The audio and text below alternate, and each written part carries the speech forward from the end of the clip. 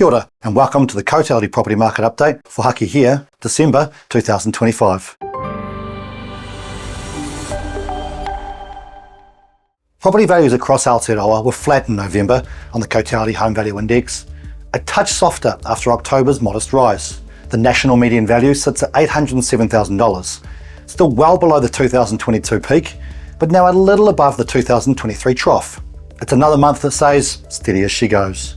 Across the main centres, Tamaki Makaurau Auckland slipped 0.2%, its 8th consecutive monthly fall, while Te Whanganui Atara Wellington nudged up 0.1%.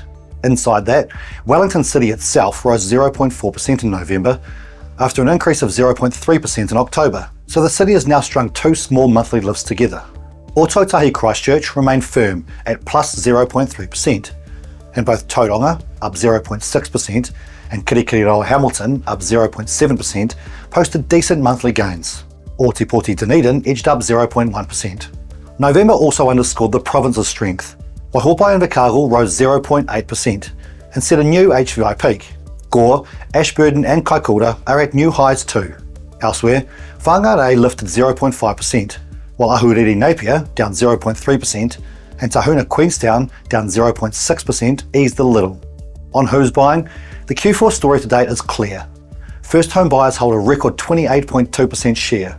Movers are down to 24.6%, their lowest since the global financial crisis, and mortgage multiple property owners have lifted to 25%, continuing a steady climb from roughly 21% in Q2 2024. It's a mix that keeps the entry level busy and reflects investors' measured return, while many potential movers remain cautious, not helped by the yet to improve labour market. Sales volumes continue to tick over in the background, with our sales volume model estimating we'll end the year with 91,000 sales, a 10% lift on 2024 volumes. With the spring new listing surge now over, and those sales eating into listing stock, for sale listing supply is now 13% lower than the same time last year.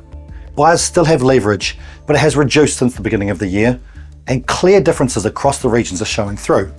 Murihiku Southland, more than 30% below last year, and Otago at more than 20%, could see more upward pressure on prices, for example, than Te Tai Tokerau, Northland, where listings are only slightly down.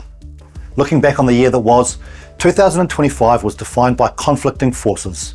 Cheaper credit on one side, a stuttering economy and soft labour market on the other. Our year-end wrap, the best of the best report, details suburb performance across several metrics, with standouts including Herne Bay remaining the most expensive suburb, having a median of $2.6 million, while the biggest 5-year gains skewed to more affordable areas such as Mawhera, Greymouth and Hokitika.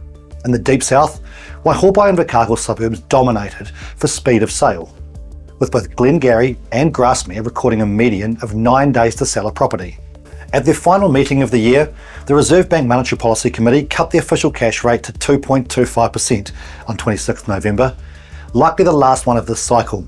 And despite no forecasted increase until 2027, some long mortgage rates ticked up off the back of wholesale moves.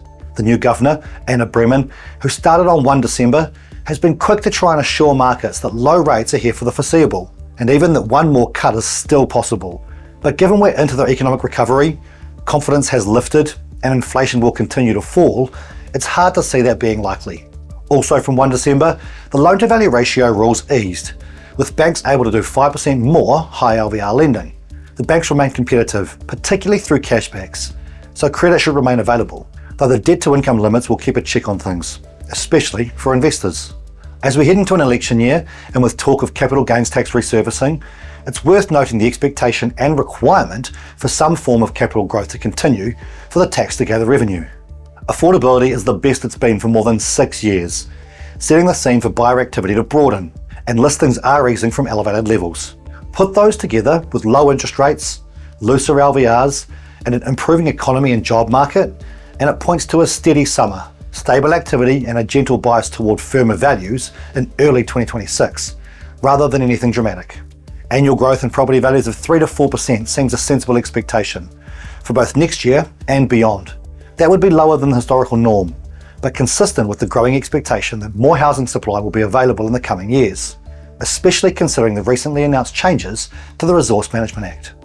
Stay up to date and download our latest reports at cotality.com/NZ.